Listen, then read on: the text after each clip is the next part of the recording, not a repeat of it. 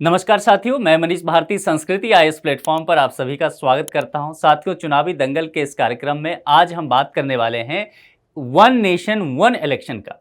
क्या देश में एक ही बार चुनाव हो जाना चाहिए? जब मैं एक ही बार चुनाव की बात कर रहा हूं तो मैं इसमें प्रेसिडेंट के इलेक्शन का, वाइस प्रेसिडेंट के इलेक्शन का, लोकसभा चुनाव की बात कर रहा हूं, मैं विभिन्न राज्यों के विधानसभाओं के चुनाव की बात कर रहा हूं, नगर पंचायत, नगर निगम तक के चुनाव की बात कर रहा हूं। यानी कि देश में सारे चुनाव क्या एक साथ हो जाने चाहिए? यह जो है एक विचार का प्रश्न है। आप कमेंट बॉक्स में लिखिए, आप क्या इससे सहमत हैं? इसके पक्ष विपक्ष में क्या तर्क है? तब तक देखिए, यहां पर समर सेल आ गया है और समर सेल जो है वह विभिन्न कोर्सेज पर दिया जा रहा है। यूपीएससी के विभिन्न कोर्सेज पर, पीसीएस के विभिन्न कोर्सेज पर। और यह ऑफर जो है 1 से 5 जून तक वैलिड रहने वाला है। 50 से 75% तक का ऑफ है सभी ऑनलाइन कोर्सेज पर, live, pen drive, test series courses पर और डीएलपी कोर्सेज पर। इस संबंध में विशेष जानकारी चाहिए तो sanskrithias.com पर आप विजिट कर सकते हैं। वहां कॉन्टैक्ट नंबर दिया है, आप कॉल करके विस्तृत जानकारी लेकर के यथाशीघ्र नामांकन सुनिश्चित करवा सकते हैं। अब चलिए मुद्दे पर चलते हैं, बात करते हैं। जैसा कि मैंने कहा कि वन नेशन वन इलेक्शन, एक देश तो एक ही चुनाव होना चाहिए। और जब से नरेंद्र मोदी साहब सरकार में आए थे, सत्ता में आए थे, ये लगातार इन चीजों पर जोर देते रहे हैं। प्रधानमंत्री का हमेशा ये मानना रहा है कि देश में एक ही साथ सभी चुनाव हो जाने चाहिए। इसके पक्ष में क्या तर्क हैं उस पर हम बात करेंगे। लोकसभा और विधानसभाओं के जो चुनाव अलग अलग होते हैं, ये एक साथ चुनाव हो जाएं और ये जो चुनाव कराने का कार्य लगभग साल भर चलता रहता है, इस समय में बचत होगा। क्योंकि आप जानते हैं कि अभी जैसे मान लीजिए 18वीं लोकसभा का चुनाव चल रहा है तो मॉडल कोड ऑफ कंडक्ट लग गया है। इस वजह से क्या होता है कि जो विकासात्मक कार्य हैं वह अवरुद्ध हो जाता है। ठीक है, अब लोकसभा का चुनाव खत्म होगा, देखेंगे आप कुछ ही दिनों बाद, लगभग साल भर के बाद दिल्ली में चुनाव होने वाला होगा, फिर बिहार में चुनाव होगा, फिर हरियाणा में चुनाव होगा, विभिन्न राज्यों में फिर आपको बारी बारी से चुनाव देखने को मिलेगा। और ये आप देखेंगे कि 5 साल तक लगभग साल भर किसी न किसी जगह पर चुनाव होता ही रहता है। तो संसाधन बहुत खर्च होता है, चुनाव आयोग इसमें उलझा हुआ रहता है। तो जाहिर सी बात है कि आप ये देख पाएंगे कि खर्च भी ज्यादा होगा और प्रशासनिक दृष्टिकोण से भी यह बेहतर नहीं हो पाता है। तो अगर इस तरह की स्थिति हो जाए तो 5 साल में जो चुनाव होता है एक ही साथ करा लिया जाए या चरणबद्ध तरीके से भी कराया जा सकता है। चलिए अब यहां पर ऐतिहासिक पृष्ठभूमि समझते हैं। आप में से बहुत लोगों का मानना होगा कि सर ऐसे कैसे हो सकता है, एक ही साथ सभी चुनाव कैसे कराया जा सकता है, बहुत मुश्किलें हो जाएगी। तो मैं आपको बता दूं, यह कोई नई बात नहीं है। देश में पहले एक साथ ही सारे चुनाव हो जाया करते थे, लोकसभा का चुनाव भी और साथ ही देश के जितने भी राज्य थे उन सभी में विधानसभा का चुनाव साथ ही होता रहा। देश में जब पहली बार इलेक्शन हुआ था पहली लोकसभा के लिए, वह 1952 में हुआ था। 1952 के बाद 5 साल बाद 1957, फिर 62, फिर 67, यहां तक देखेंगे आप सभी चुनाव एक साथ ही हुए थे। तो देश को पहले से ही इस बात की प्रैक्टिस है। फिर यहां से यह समस्या क्यों बिगड़ने शुरू हो गई, यह समझिए। 1968-69 के समय क्या हुआ, विभिन्न राज्यों में सरकारें गिरने लगी, राजनीतिक अस्थिरता आ गया। एक चीज और देखने को मिला समय के साथ कि केंद्र में जो भी पार्टी सरकार में रही और किसी राज्य में दूसरी पार्टी सरकार में रही, तो विभिन्न मुद्दों पर असहमति की वजह से राष्ट्रपति शासन लगाया गया। हमारे संविधान में एक अनुच्छेद है आर्टिकल 356 का अंधाधुन उपयोग किया गया और इसके बाद जो है कई जगह राष्ट्रपति शासन लगाया गया। इस वजह से क्या हुआ, समय पूर्व कई राज्यों में विधानसभा भंग हो गया, तो वहां पर फिर विधानसभा चुनाव कराना पड़ा और इस वजह से टाइम पीरियड जो है वह अलग अलग हो गया। इस बात को अगर आप देखेंगे तो सुप्रीम कोर्ट में एक फेमस केस गया था, एसआर बोमई वाद केस, उसमें इसी को लेकर के बात किया गया था। कर्नाटक की सरकार को आर्टिकल 356 लगा करके वहां पर सरकार जो है भंग कर दिया गया था, ठीक है, और राष्ट्रपति शासन लगाया गया था। बाद में सुप्रीम कोर्ट ने इसको लेकर के बहुत सारे गाइडलाइंस दिए थे। तो एक वजह तो यह है और दूसरी वजह यह भी है कि सरकारें अस्थिर होती चली गई। इन सभी वजह से क्या हुआ, समस्या धीरे धीरे उत्पन्न होता गया। फिर जब केंद्र में मोदी सरकार आई तो इन्होंने सोचा कि हम इस पर काम करेंगे। एक समिति का गठन किया गया जो इस बात की पड़ताल करता कि क्या वाकई इस देश में एक साथ सभी चुनाव फिर से करा लेना संभव हो पाएगा। और इसके लिए ये जो समिति का निर्माण किया गया वह किन की अध्यक्षता में, तो देश के पूर्व राष्ट्रपति रामनाथ कोविंद साहब की अध्यक्षता में एक समिति का निर्माण किया गया। 8 सदस्य हुए इस समिति में। इस समिति का गठन सितंबर 2023 में हुआ था। उद्देश्य वही कि सारे चुनाव जो हैं एक साथ करा लिए जाए। ये जो 8 सदस्य हैं, जरा यहां पर देखिए, रामनाथ कोविंद साहब जो कि पूर्व राष्ट्रपति रहे हैं, अध्यक्ष रहे हैं। हरीश साल्वे वरिष्ठ अधिवक्ता है सुप्रीम कोर्ट ऑफ इंडिया के। अमित शाह गृह मंत्री रहे हैं, अभी भी हैं। अधीर रंजन चौधरी कांग्रेस के नेता। गुलाम नबी जो हैं डीपीए पार्टी, पहले कांग्रेस पार्टी के मेंबर हुआ करते थे। 3 पूर्व ऑफिसर भी हैं, एनके सिंह, डॉक्टर सुभाष कश्यप और संजय कोठारी। ये तीनों जो हैं इनको बहुत ज्यादा अनुभव है प्रशासन क्षेत्र का। अब जरा यहां पर समझिए, इस समिति को आप देखिए कि सरकार ने किस हिसाब से बैलेंस किया है। यहां एक वकील हैं जो कि विधि के जानकार हैं, यहां एक पूर्व राष्ट्रपति हैं, ये पूर्व राष्ट्रपति जो है सिविल सर्वेंट भी रह चुके हैं और ये सुप्रीम कोर्ट के वकील भी रह चुके हैं। गृह मंत्री हैं, क्योंकि गृह मंत्री आप जानते हैं इलेक्शन के समय विभिन्न तरह की सुरक्षा से जुड़े हुए चुनौतियां होती है, उसके लिए गृह मंत्रालय की आवश्यकता होती है। तो गृह मंत्री भी हैं, विपक्ष के नेता भी हैं, तो विपक्षी पार्टी को भी शामिल किया गया है और एक अन्य नेता को भी शामिल कर लिया गया है। इसके अलावा 3 ऑफिसर को रखा गया है, चूंकि क्रियान्वयन किस तरह से हो सकता है यह ब्यूरोक्रेट से बेहतर कोई नहीं जानता इस देश में, इसीलिए शायद सरदार पटेल ने स्टील फ्रेम ऑफ इंडिया कहा था इन ब्यूरोक्रेट्स को। तो ये 8 लोग जो है अपनी समिति इनकी थी, इन्होंने पूरा पड़ताल वगैरह किया और फिर अभी जो राष्ट्रपति हैं द्रौपदी मुर्मू जी, उनके पास रिपोर्ट सौंप दी गई है। तो कोविंद समिति की रिपोर्ट सौंप दी गई है। अब जैसे कि इस रैली में प्रधानमंत्री, ये जो अभी 18वीं लोकसभा चुनाव चल रहा है, रैली में प्रधानमंत्री हर जगह कह रहे हैं कि अब की बार 400 पार, और 400 पार होकर के भारतीय जनता पार्टी सरकार में आती है। प्रधानमंत्री कहते हैं कि मेरी सरकार फिर से आएगी तो हम कुछ बड़े फैसले लेने वाले हैं। तो क्या उन बड़े फैसलों में इस समिति ने जो रिपोर्ट सौंपा है प्रेसिडेंट साहिबा को, तो क्या यह फैसला लिया जाएगा कि एक देश एक चुनाव ही कराया जाएगा? अब देख लीजिए समिति की क्या क्या सिफारिशें हैं, जरा एक नजर इस पर डालते हैं। 2 चरण की बात किया है समिति ने, कहा है कि आप 2 फेज में इलेक्शन करा लीजिए।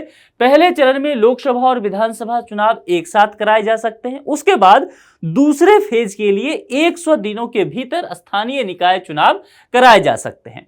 यहां पर यह भी कहा गया है कि पहली बार एक साथ चुनावों के लिए सभी राज्य विधानसभाओं का कार्यकाल अगले लोकसभा चुनावों तक की अवधि के लिए हो सकता है। ये लोकसभा चुनाव अब तो देखिए इस बार हो गया 18वीं, अब 19वीं लोकसभा चुनाव जब 5 साल बाद होगा 2029 में, उस हिसाब से फिर तय किया जाएगा। लोकसभा, विधानसभा, नगर पालिकाओं और पंचायतों के चुनाव के लिए एक जैसी मतदाता सूची और पहचान पत्र की व्यवस्था करनी होगी। यानी कि यहां आप समझ लीजिए कि विधानसभा चुनाव जब होता है तो मतदाता सूची अलग से तैयार होता है, लोकसभा चुनाव में अलग से तैयार होता है। तो ये जो विभिन्न चुनावों में अलग अलग मतदाता सूची है, इसको करना क्या है कि एक ही मतदाता सूची तैयार कर लीजिए, क्योंकि देश में कोई भी इलेक्शन हो, जो वयस्क मताधिकार का अधिकार दिया गया है वह तो 18+ ही है। तो जाहिर सी बात है जब 18+ ही है और सभी जगह पहचान पत्र के आधार पर कुछ डॉक्यूमेंट तो दिए गए ही हैं, जैसे कि आधार कार्ड है, ड्राइविंग लाइसेंस है, वोटर आइडेंटिटी कार्ड है, पासपोर्ट आपका है, बहुत सारे ऐसे डॉक्यूमेंट हैं, मैंने आपको बताया था एक बार। तो ये सारी चीजें जो है एक साथ आप कर लीजिए ताकि एक साथ चुनाव हो सके। अब देखिए लेकिन यहां पर कुछ जरूरी बातें करनी है, और वह जरूरी बातें है कि अगर इस तरह की चीजें होती है तो फिर क्या संविधान में कुछ संशोधन भी करना पड़ेगा? तो जवाब है हाँ, संविधान के कुछ अनुच्छेद में संशोधन करने की आवश्यकता होगी और इसके लिए भारतीय संसद को मशक्कत करना पड़ सकता है। ऐसे अनुच्छेदों की संख्या 5 है, जरा देखते हैं। अनुच्छेद 83 संसद के सदनों की अवधि से संबंधित है, क्योंकि जब भी अगर इस तरह की स्थिति होता है, आप देखेंगे कि कभी किसी विधानसभा का चुनाव जो है वो हो गया, कभी किसी विधानसभा का चुनाव हुआ, तो जो लोकसभा का सत्र है उससे मैच नहीं खाएगा। तो जाहिर सी बात है अवधि में थोड़ा बहुत फेरबदल करना पड़ सकता है। 85 में है राष्ट्रपति द्वारा लोकसभा के विघटन से संबंधित फिर बातें की जाएगी। अनुच्छेद 172 राज्य विधानसभाओं की अवधि की बात किया जाएगा और 174 जो है फिर वह राज्य विधानसभाओं के विघटन से संबंधित हो जाएगा। तो इस दोनों को एक साथ आप देखिए और इस दोनों को एक साथ देखिए। यह संसद के लिए है, यह विभिन्न राज्य विधानसभाओं के लिए है। और यहां पर सबसे महत्वपूर्ण, मैंने इसकी चर्चा भी किया था, अनुच्छेद 356 केंद्र सरकार द्वारा राज्य में संवैधानिक मशीनरी की विफलता के कारण राष्ट्रपति शासन लगाने से संबंधित है। तो यहां पर केंद्र सरकार को फूंक फूंक करके अनुच्छेद 356 का इस्तेमाल करना पड़ेगा। फिर से मैं बता दूं, ऐसे बम्बई बाद में सुप्रीम कोर्ट ने कुछ यहां पर सख्त निर्णय दिया था इस बात को लेकर के। एक साथ मतदान से विकास प्रक्रिया और सामाजिक एकजुटता को बढ़ावा मिलेगा, पक्ष में तर्क है निश्चित तौर पर। इससे पारदर्शिता, समावेशिता, सहजता और मतदाताओं का विश्वास भी काफी बढ़ेगा। खास करके जो उपकरण हैं, जो कि मशीनरी है, सरकारी मशीनरी की, आप देखिए जैसे इलेक्शन जब होता है आप देखेंगे देश भर में शिक्षकों को चुनाव में लगा दिया जाता है। भैया जब शिक्षक 2-3 महीने तक लगे रहेंगे चुनाव में, ट्रेनिंग करेंगे, वोटिंग करवाने जाएंगे, ईवीएम सबमिट करने जाएंगे, फिर मतगणना में भी उन्हीं की जरूरत पड़ेगी, तो फिर पढ़ाएगा कौन? शिक्षा व्यवस्था कैसे चलेगी? तो शिक्षा व्यवस्था को आप ताक पर रख देंगे। तो इन सब चीजों को समझना बेहद जरूरी हो जाएगा। और खास करके सुरक्षा बल के लिहाज से अगर आप देखेंगे तो सुरक्षा बल का मूवमेंट होता ही रहता है। इस सब वजह से क्या होता है, पुलिस प्रशासन को देखेंगे, वह भी आप देखेंगे चुनाव में व्यस्त है। जो डीएम होते हैं वह अपने आप चुनाव अधिकारी बन जाते हैं, हर जगह रिटर्निंग ऑफिसर होते हैं। अब ये सारी जो ऑफिसर हैं वह सामाजिक कल्याण के लिए काम कर रहे होते, लेकिन ये सब काम छोड़ करके ये केवल चुनाव कराने में जुटे होते हैं। तो एक साथ ये हो जाएगा, तय कर लिया जाए कि 1 महीने में सारा इलेक्शन 5 साल का खत्म, फिर विकास के काम पे सारे आदमी लग जाइए, अगले 5 साल में फिर मुलाकात होगी। तो पक्ष में, तर्क में, और समझ लीजिए इन सब वजहों से क्या होगा, चुनावी लागत में भी कमी हो जाएगा। एक साथ हो जाएगा तो फिर चुनावी लागत में भी कमी हो जाएगा। और यहां साल भर कहीं ना कहीं सुरक्षा बल की नियुक्ति वगैरह की समस्या जो है यह भी कहीं ना कहीं खत्म हो जाएगा। उसके बाद क्या होता है, इलेक्शन के समय एक चीज आप गौर करते होंगे, जो जातीय भावना है, जो धर्म की बातें हैं, सांप्रदायिकता, तनाव है, ये सब आपको बहुत देखना पड़ता होगा जब भी इलेक्शन आता होगा। क्योंकि रैलियां होती है, भाषण होता है, एक दूसरे पर आरोप प्रत्यारोप नेताओं के द्वारा लगाए जाते हैं, पक्ष विपक्ष के द्वारा, और इन सभी चीजों का परिणाम जो है जनता को, आम जन को भोगना पड़ता है। और अगर इन सब चीजों पर कंट्रोल ना किया जाए तो ये चीजें कई बार दंगे फसाद का रूप ले सकती है। 18वीं लोकसभा चुनाव अभी संपन्न हुआ भी नहीं है, 5 चरण का ही मतदान हुआ है। बिहार में 5वें चरण का जो मतदान हुआ, सारण में गोलीबारी हो गई। इसके अलावा छपरा का भी यही हाल खबर आया। बंगाल के कई जगहों से दंगे फसाद और गोलीबारी बमबारी की समस्याएं देखने को मिली। नॉर्थ ईस्ट में भी इसी तरह की समस्याएं देखने को मिली। तो ये सब वजह जो है कहीं न कहीं झड़प होता रहता है। तो समाज में जो ये इस तरह की वैमनस्यता का भाव चुनाव आते ही फैल जाता है, कहीं न कहीं इस पर भी लगाम लग सकता है। तो सामाजिक समरसता का जो ताना बाना है वह सुदृढ़ बना रहेगा। तो ये सब चीजें, और इसके अलावा जो सबसे महत्वपूर्ण है, MCC model code of conduct लग जाता है चुनाव में। जैसे ही चुनाव आयोग प्रेस कॉन्फ्रेंस करती है और तारीखों की घोषणा कर देती है, कितने फेज में चुनाव होना है, अब काउंटिंग होगी, रिजल्ट आएगा, स्वतः ही मॉडल कोड ऑफ कंडक्ट लग जाता है, सारा कामकाज बंद हो जाता है, ठप हो जाता है। तो विकास की प्रक्रिया जो है यह धीमी पड़ जाती है। और अगर आप देखें वैश्विक स्तर पर, चूंकि अब जिस जमाने में हम जी रहे हैं वो वैश्वीकरण का दौर है, उदारीकरण का दौर है, निजीकरण का दौर है, एलपीजी इसको कहते हैं। तो इस दौर में अगर आप यह सोचेंगे कि भारत अपने हिसाब से चलेगा, दुनिया किस रफ्तार से चल रही है, हमें उससे मकसद नहीं है, तो जनाब आप बहुत पीछे रह जाएंगे। क्या होगा, अगर आप इलेक्शन में उलझे रह जाएंगे तो भारतीय अर्थव्यवस्था कहीं न कहीं पीछे रह जाएगी। क्योंकि आप तो लगे हैं चुनाव में, और चुनाव जैसे ही लगेगा MCC model code of conduct, आदर्श आचार संहिता लागू हो जाएगा, काम होगा ही नहीं। तो सारा काम ही आपका ठप हो जाएगा। सरकार का ध्यान है ही नहीं उस चीजों पर, सरकार का ध्यान इलेक्शन में रैली करने पर है। और ये हमेशा रहता है, किसी की भी सरकार हो, किसी की भी पार्टी हो, ऐसा तो रहना स्वाभाविक है। तो इन चीजों पर भी कहीं ना कहीं लगाम लगेगा। जब भी इलेक्शन का समय आता है आप देखते होंगे क्या वैकेंसी आती है। मैं आपको एक उदाहरण देता हूं, आप में से ज्यादातर लोग मेरे लेक्चर देखने वाले यूपीएससी एस्पिरेंट है। आपका जो एग्जाम होने वाला था यूपीएससी का प्रीलिम्स का, वो 26 मई को होने वाला था। यानी कि आप परसों जाकर के, रविवार को आप अपना जितना भी साल भर की तैयारी किए थे, आप जाके परीक्षा दे रहे होते। है ना। लेकिन हुआ क्या, चुनाव के वजह से ऐसा नहीं हो सका। चुनाव के वजह से इसे एक्सटेंड कर दिया गया, पोस्टपोन्ड होकर के यह 16 जून को चला गया। तो 20 दिन और आपको पढ़ाई करनी पड़ गई इस प्रीलिम्स के लिए। अब सोचिए कि कहीं न कहीं ये 20 दिन का फासला उन सभी छात्रों को परेशान करेगा जिनकी तैयारी अच्छी रही। जिनकी तैयारी नहीं अच्छी रही, 20 दिन के बदले 20 साल भी बढ़ा दीजिए, कोई फर्क नहीं पड़ता है। जितनी भी नियुक्तियां होती है, रिक्तियां हैं, ये सब बंद हो जाता है। ज्वाइनिंग लेटर नहीं मिलता है, बहुत सारे जगह पर बहुत सारे लोगों को तनख्वाह नहीं महीने का मिल पाता है जो कर्मी होते हैं। इस वजह से बहुत तरह की समस्याएं किसी के घर में हो सकती है। तो ये बार बार पूरे देश में चुनाव होने का परिणाम ये सब देखा जाता है और इस सब चीजों में कमी आ सकती है। लेकिन इसके विरोध में भी कुछ तर्क हैं और विरोध में भी जो तर्क हैं वो वाजिब तर्क है, उससे भी आप इनकार नहीं कर पाएंगे। देखिए होता क्या है, आप कह रहे हैं कि वन नेशन वन इलेक्शन, तो वन नेशन वन इलेक्शन कहने का तात्पर्य हो गया कि लोकसभा का चुनाव भी होगा और विधानसभा का चुनाव भी साथ होगा, पंचायत चुनाव भी साथ होगा। तो जब लोकसभा का चुनाव होता है तो राष्ट्रीय मुद्दा प्राथमिकता में होता है, ठीक है। बॉर्डर पर क्या हो रहा है, व्यापार कैसा चल रहा है, संचार तंत्र हमारा कैसा है, रक्षा आयात कितना, निर्यात कितना हुआ, ये सब सारी चीजें, राष्ट्रीय बजट चर्चा में है, ये सब सारी चीजें राष्ट्रीय मुद्दे रहते हैं। क्षेत्रीय मुद्दा गौण हो जाता है, ठीक है। लोकसभा चुनाव में भी आप देख रहे हैं। लेकिन जब विधानसभा चुनाव होगा उसकी एक अलग तरह की खूबसूरती आपको देखने को मिलेगा। विधानसभा चुनाव में स्थानीय मुद्दा हावी होता है। और स्थानीय मुद्दा क्या होता है कि हमारे राज्य में इतनी नियुक्तियां हुई कि नहीं हुई, हमारे फलाने वर्ग को आरक्षण का लाभ मिला कि नहीं मिला, फलाना प्रोजेक्ट हमारा आया कि नहीं आया। पंचायत स्तर पर देख लीजिए, वहां तो और स्थानीयता आपको देखने को मिल जाएगा। भैया हमारे मोहल्ले से नाला आपने नहीं गुजारा है, अभी तक कीचड़ यहां पड़ा हुआ है, पोखरे की खुदाई नहीं हुई है, कुआं ऐसे ही पड़ा हुआ है। समझ सकते हैं, ये सब सारी चीजें जो है ये गौण हो जाएगा। सिर्फ राष्ट्रीय मुद्दा हावी हो जाएगा, लोग उसी आधार पर वोट देने लग जाएंगे।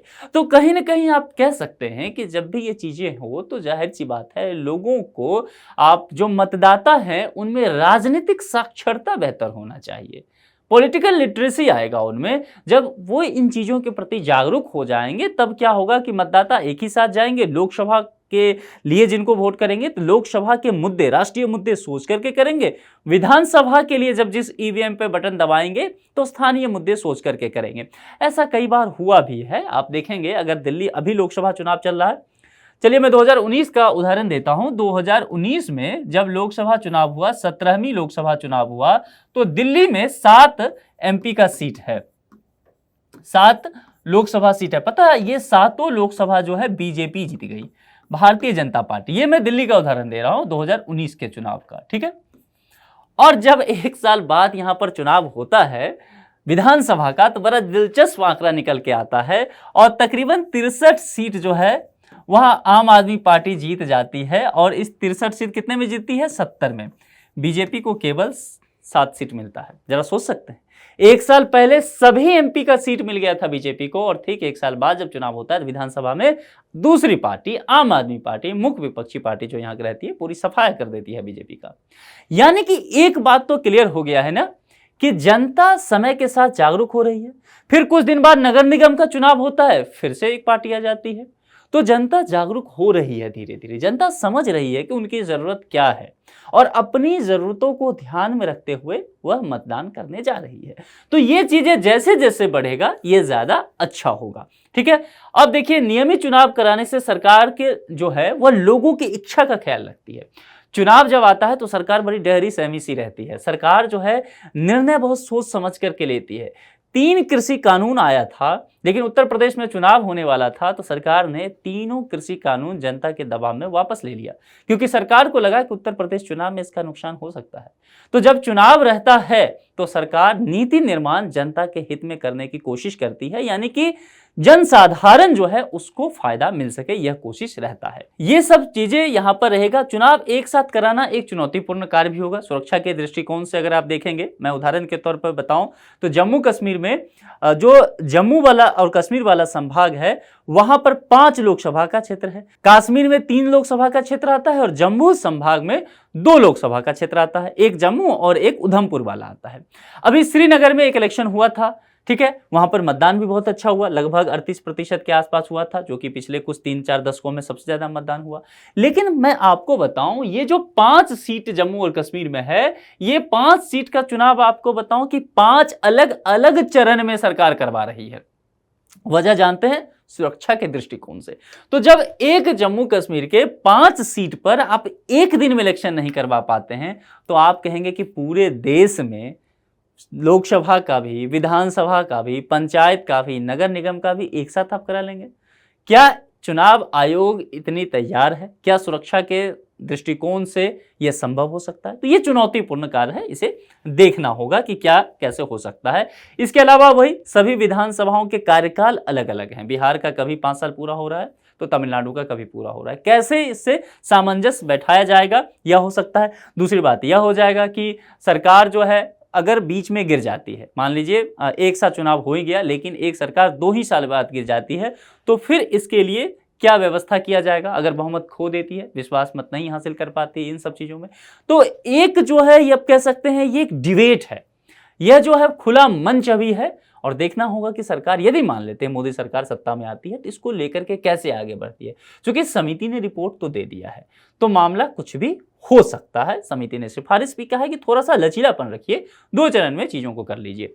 तो इस लेक्चर में मेरा उद्देश्य आपसे पूछना है कि आप क्या सोचते हैं, एक आम शहरी के होने के नाते आपको क्या लगता है कि क्या वाकई बार बार चुनाव होने के वजह से समस्याएं क्रिएट हो जाती है, विकास का काम रुक जाता है, या बार बार चुनाव होने की वजह से सरकार पर थोड़ा सा दबाव रहता है, सरकार बेहतर नीति निर्माण का काम जो अधिक जनता है, जनमानस है, उसको ध्यान में रख के करती है? आपके जो भी विचार हैं कमेंट बॉक्स में जरूर लिखिए। आज के इस लेक्चर में इतना ही रखते हैं, दूसरे लेक्चर में किसी दूसरे मुद्दे के साथ आपसे मुलाकात होगी। अपना बेहद ख्याल रखिए। Thank you.